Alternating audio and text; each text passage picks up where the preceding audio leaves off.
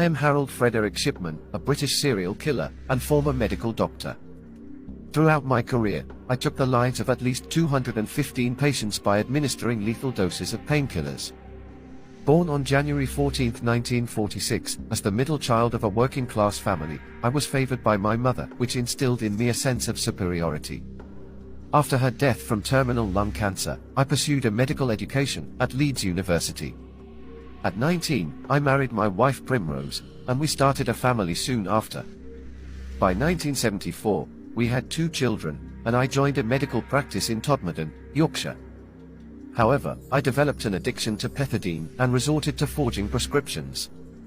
When my colleagues discovered my actions in 1975, I was forced to leave the practice. I later secured a position at Donnybrook Medical Centre in Hyde, where I gained the trust of both patients and colleagues.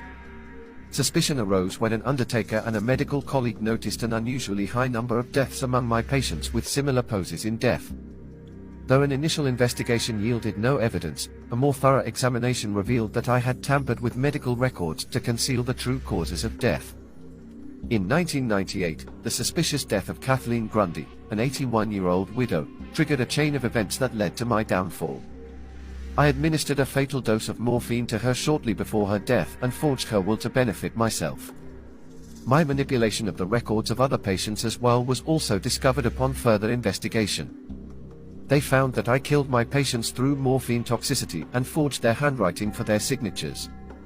I have also altered the computer records to create symptoms my patients never had within hours of their deaths. However, it was challenging to gather concrete evidence of the cremation of many of my victims, which I have suggested. Through exhumations and autopsies, I was eventually charged with 15 counts of murder and 1 count of forgery on September 7, 1998. The court sentenced me to 15 life sentences, with no possibility of parole, and an additional 4 years for forgery.